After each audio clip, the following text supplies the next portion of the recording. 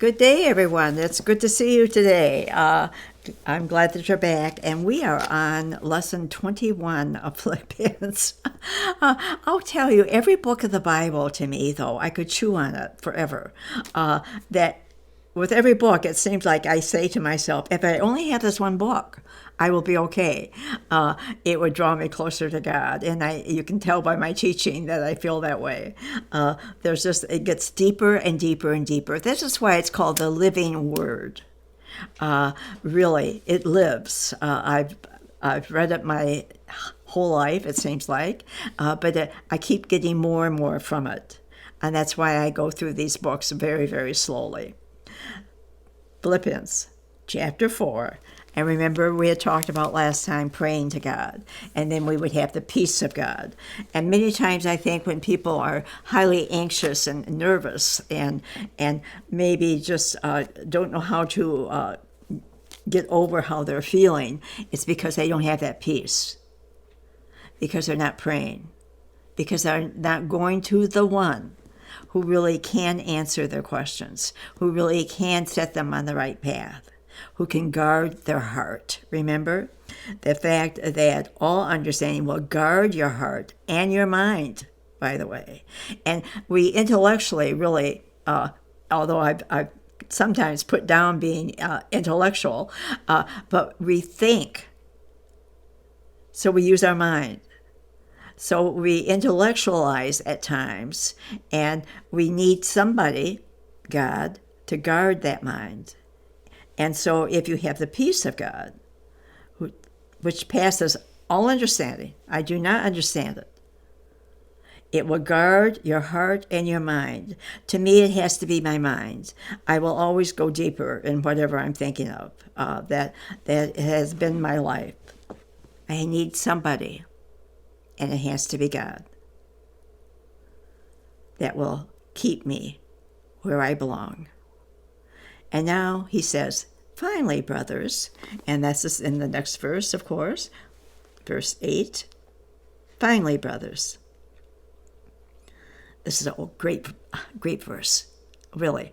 It's the answer to mental health. If you're having a hard time, get this verse and memorize it. Finally, brothers, whatever is true, whatever is honorable, whatever is just, whatever is pure, whatever is lovely, whatever is commendable, if there is any excellence, if there is anything worthy of praise, think about these things. Wow, what an answer. What a way to have the peace of mind. Something noble, just, pure, lovely, good report, virtuous, noble, praiseworthy. These things, they are the fruit and the food, really, of a Christian's life, of the mind that is guarded by the peace of God. When we put these good things into our mind, they stay in our mind, and then they come out of us. Then we give these to other people. We give, really, what is pure, what is just, what is honorable, what is lovely, what is commendable, what is excellent, what is praiseworthy. We give those to other people. The reason that we can give them to other people is because we have it. You cannot give anything to anybody that you do not have. If you do not have it, you cannot give it to others. And we're here to really for other people. We're here to show other people what God has to offer. We are to meditate about these things. So much of a Christian's life has to do with the mind, has to do with what we're thinking. Romans 12:2 speaks of this. It says, being transformed by the renewing of your mind. So it has to do with how we're thinking. Corinthians chapter 10 speaks of the same thing. Paul describes in a very practical way. Every thought must be under the obedience of Christ. So if I'm thinking of things that are not just and pure and lovely and commendable and praiseworthy, what does that do away with? It does away with talking ill of anybody, of gossiping about anybody. And people oftentimes will talk about other people and say, but it's true. But there are things about Janette Stone that is true that are not my best part. Are you telling other people about that? No. You tell other people about Janette that is lovely, that's commendable, that's pure. That's what I want you to talk about when you're talking about me. That's what I want to talk about when I'm talking about Kathy.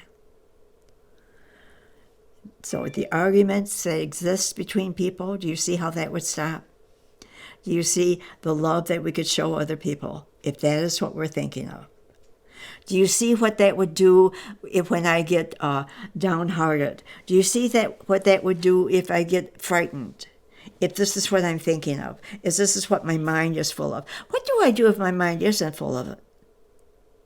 What do I do if I'm not thinking about things that are pure and lovely? We talked about that last time. We ask for it. And you remember, God might be thinking right now, Janette, you want to be thinking more about what is excellent, but I'm waiting for you to ask me for it. God might be waiting for you to be really humble enough to ask him for what you want. Practice these things, it says in verse 9. What you have learned, I ask this of you, what you've learned. Have you learned anything through these sessions that we've had? What you've received, have you received anything? What you've heard and what you've seen in me, practice these things, and the God of peace will be with you. Now, Paul is talking about this without pride. He is saying, what you see in me, practice what you see in me. Can anyone say that about me? Can anyone say that about you? That I can be their example? Paul was saying he could be, without pride.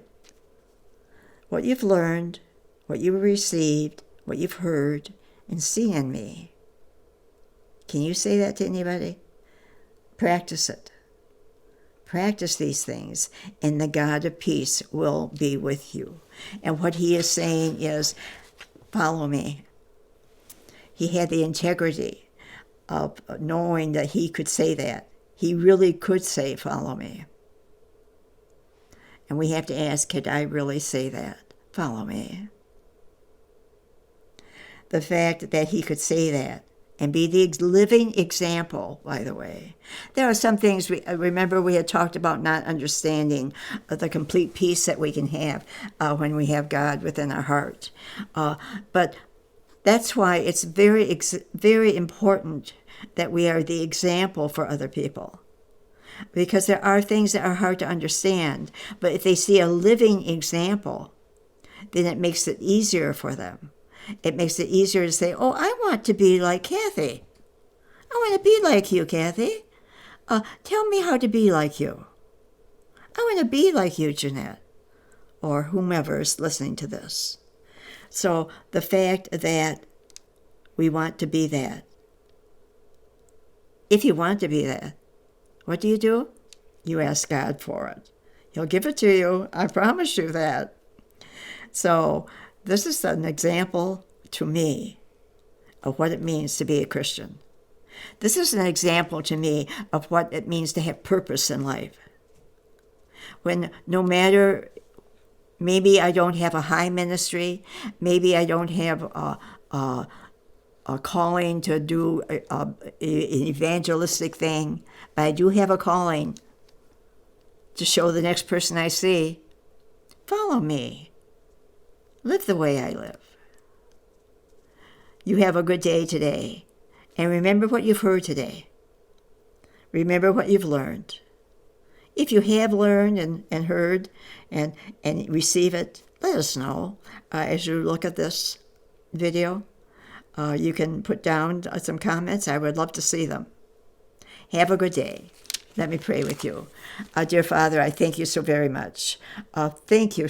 I'm just overwhelmed with the blessing that you've given us, your word, the truth that you have given us, that you've laid out in front of us. Have us grab hold of that and put it in our heart, dear Father. Give us the peace that we've talked about. Give us the serenity that we can have by having that kind of knowledge that you're walking beside us, that there's not anything that we want, anything that we ask for that doesn't concern you. Thank you, dear Father, for that. In your Son's name, amen. Have a great day today, full of peace. Bye-bye.